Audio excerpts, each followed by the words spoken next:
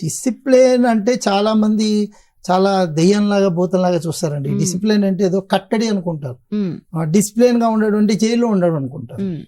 Discipline ఉంది అంటే నేను బానిస అయిపోయాను, డిసిప్లిన్ లో ఉన్నా అంటే నాకు స్వేచ్ఛ లేదు, ఇలాంటి అపోహలు కదా.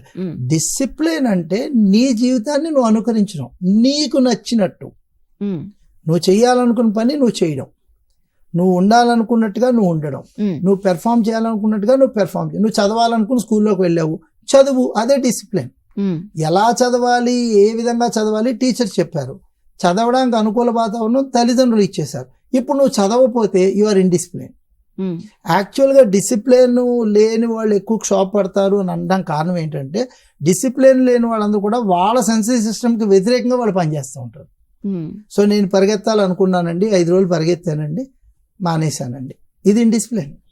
తన సెన్సరీ సిస్టమ్ పరిగెత్తాలి, తన ఆరోగ్యరీత్యా తన బరువు తగ్గడానికి తను పరిగెత్తాలి, తన ఆరోగ్యం కోసం తను పరిగెత్తాలి అని ఒక నిర్ణయం తీసుకున్నప్పుడు దానికి తను కట్టుబడి ఉండలేకపోతే అప్పుడు డిసిప్లిన్ లేకపోతుంది. ఈ డిసిప్లిన్ లేకపోయిన వాళ్ళందరికీ కూడా వాళ్ళ మీద వాళ్ళకే తెలియని ఒక ద్వేషం వస్తుంది, వాళ్ళ మీద వాళ్ళకి తెలియకుండానే ఒక నిస్పృహ స్టార్ట్ అవుతుంది. అది వాళ్ళ పెర్ఫార్మెన్స్ మీద చాలా తీవ్రంగా ఉంటుంది. ఒక విధంగా వాళ్ళు సమాజానికి దూరంగా జరిగిపోతూ ఉంటారు.